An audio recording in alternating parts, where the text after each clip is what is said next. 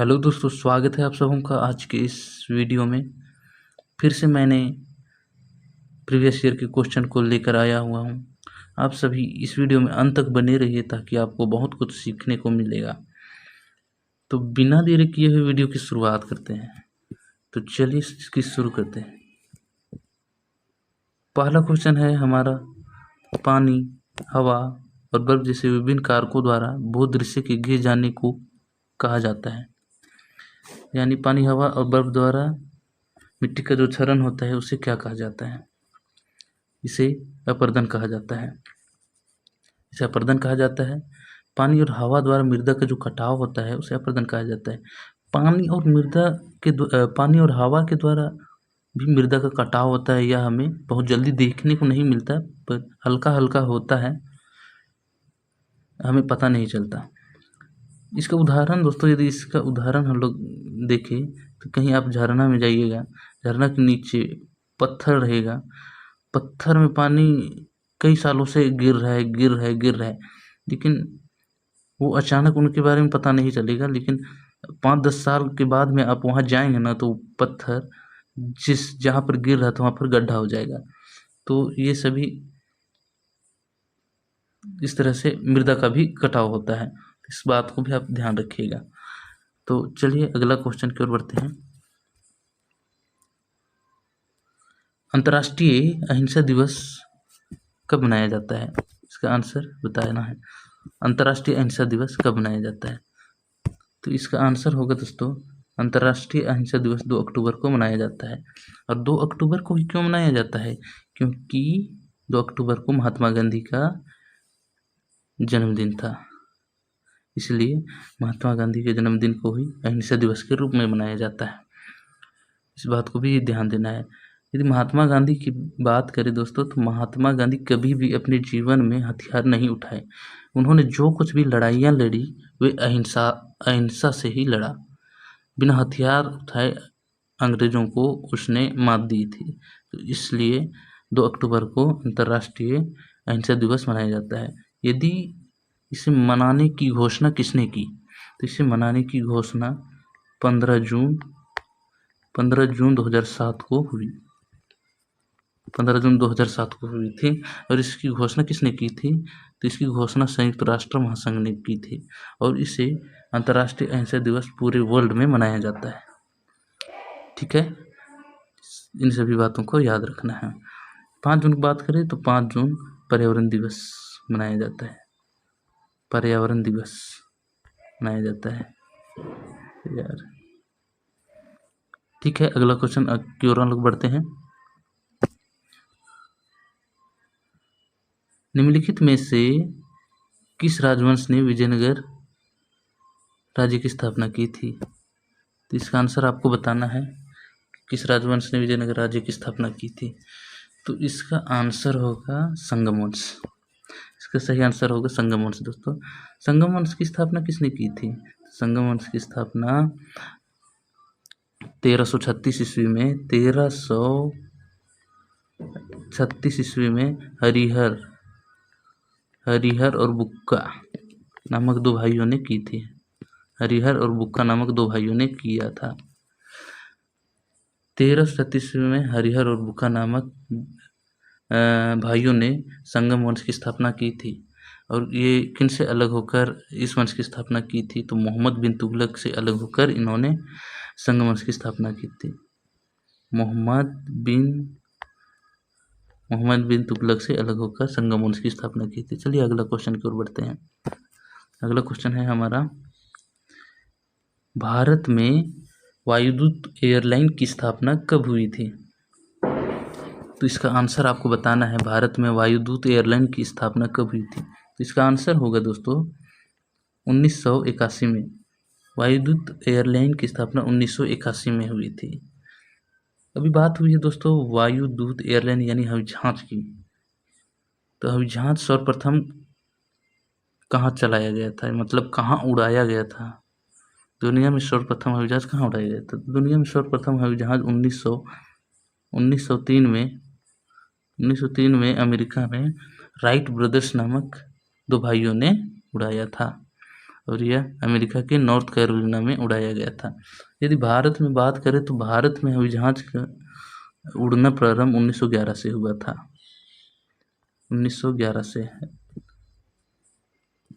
1911 से हुआ था। सर्वप्रथम हवाई जहाज उड़ना प्रारंभ हुआ 1903 में, भारत में उड़ाया गया 1911 में। अगला क्वेश्चन, निम्नलिखित में से किसी भारतीय शास्त्रीय संगीत में सर्व सम्राट के नाम से जाना जाता है? इसका आंसर बताना है। सर्व सम्राट के रूप किसे जाना जाता है? तो इसका आंसर होगा अमजद अली खान को सर्व सम्राट के नाम से जाना जाता है। पंडित रविशंकर की बात करें तो पंडित रविशंकर सितार बजाते थे और इन्हें भारत रत्न भी मिला है। किशन महाराज की बात करें तो ये तबला बजाते थे, मशहूर तबला वादक थे। अगला क्वेश्चन, हमारा अगला क्वेश्चन है, निम्नलिखित में से कौन सा राष्ट्रीय आय अनुमान के तरीकों में से एक नहीं है? इसका आंसर आपको बताना है। राष्ट्रीय आय अनुमान करने के तरीके कौन से नहीं हैं? तो इसका आंसर होगा बैंकिंग पद्धति से राष्ट्रीय आय का अनुमान नहीं लगाया जा सकता। अगला क्वेश्चन,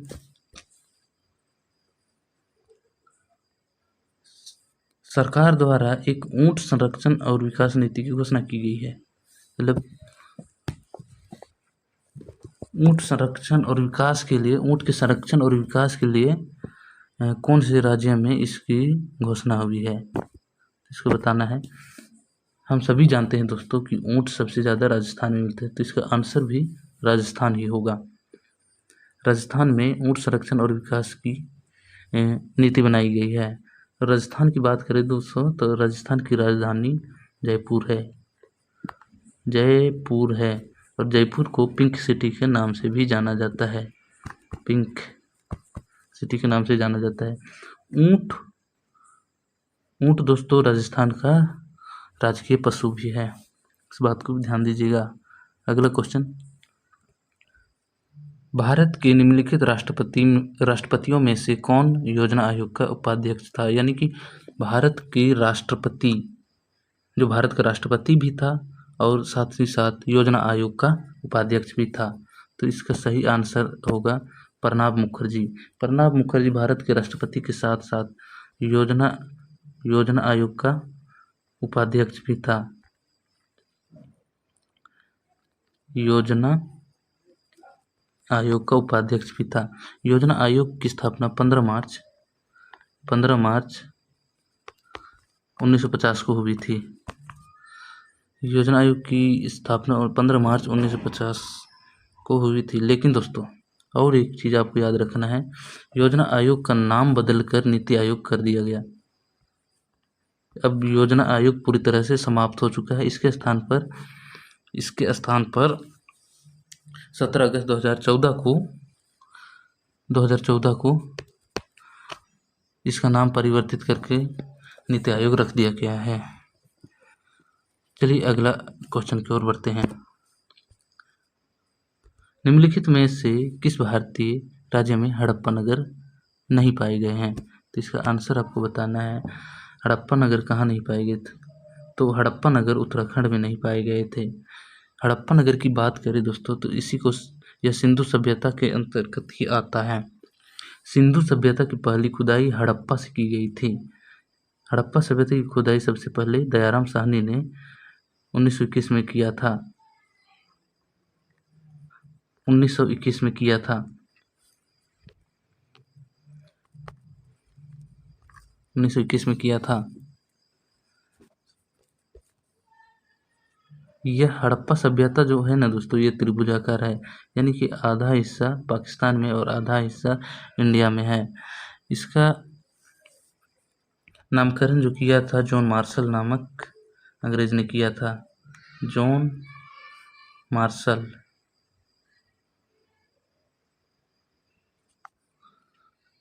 तो इन सभी बातों को भी आप लोग ध्यान रखिएगा। हड़प्पा सभ्यता का विनाश का कारण दोस्तों बाढ़ को माना जाता है। हड़प्पा सभ्यता के विनाश का कारण बाढ़ को माना जाता है। यह रावी नदी के तट पर मिला था। अधिकतर हिस्सा सिंधु सभ्यता के सिंधु नदी के तट पर थी। इस बात को भी याद रखना है। अगला क्वेश्चन,